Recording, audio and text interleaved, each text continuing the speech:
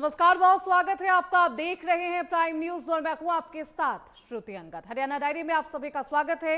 हरियाणा के मुख्यमंत्री नायब सिंह सैनी की अध्यक्षता में एचपीपीसी और एचपीडब्ल्यूपीसी की बैठक संपन्न हो गई है।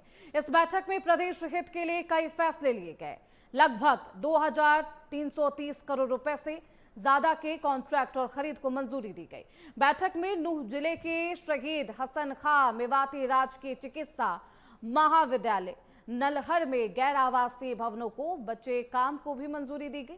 वहीं जैसे ही सीएम सैनी को इस बात की जानकारी हुई कि कॉन्ट्रैक्टर ने ये काम आधा अधूरा छोड़ दिया है, तो जितना काम किया गया है उसकी गुणवत्ता भी ठीक नहीं है, फौरन सीएम सैनी ने सख्त आदेश देते हुए संबंधित अधिकारी और संबंधित कॉन्ट्रैक्टर के खिलाफ सख्त कार्रवाई के निर्देश दिए।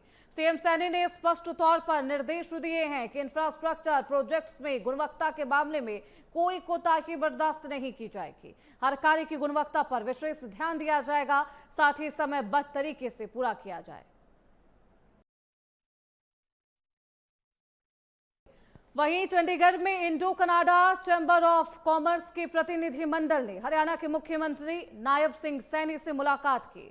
इस दौरान शिक्षा, कृषि, हेल्थ सेक्टर से जुड़े कई मुद्दों पर चर्चा की गई। प्रतिनिधि मंडल ने सीएम सैनी को कनाडा आने का न्योता भी दिया है। मौके पर कनाडा को साथ मिलकर एआई, स्मार्ट गवर्नेंस पर मिलकर काम करने पर चर्चा की गई।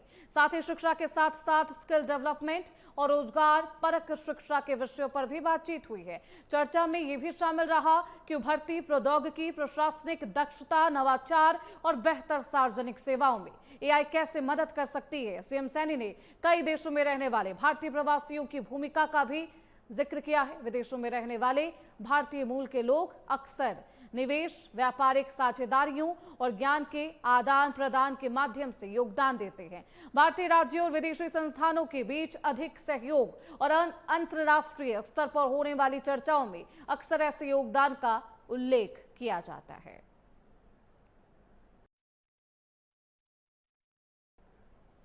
तो वहीं हरियाणा के मुख्यमंत्री नायब सिंह सैनी ने अपने पश्चिम बंगाल के दौरे के दौरान परिवर्तन यात्रा में शिरकत की।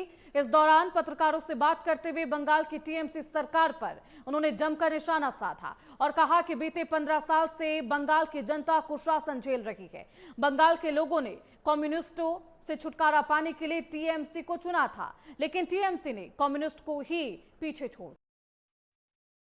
15 साल का बंगाल की जनता जो कुशासन झेल रही है, इससे पहले कम्युनिस्टों ने और उसके बाद, क्योंकि बंगाल के लोगों ने ये विचार किया था, सोचा था कि कम्युनिस्टों से किस प्रकार से उनसे अपना पिंड छुटकारा किया जाए, और उन्होंने बंगाल में ममता की सरकार बनाई थी।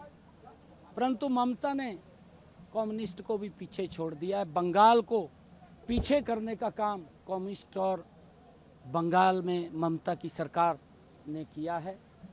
आज बंगाल में लॉ एंड ऑर्डर की व्यवस्था नहीं है, आज बंगाल में महिलाएं सुरक्षित नहीं है, आज बंगाल में विकास नहीं है, आज बंगाल के अंदर मोदी जी की जो नीतियां हैं वो नीतियां यहाँ नहीं हैं। हमने बताया है, जहाँ डबल इंजन की सरकारें हैं, आदरणीय मोदी जी के नेतृत्व में चल रही हैं। हम हरियाणा के अंदर मोदी जी के नेतृत्व में किसान की पूरी फसल एमएसपी पर खरीदने का काम कर रहे हैं।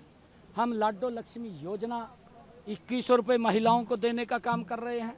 हम महिलाओं की रसोई में 500 रुपये का गैस का सिलेंडर पहुंचाने का काम हमारी सरकार कर रही है।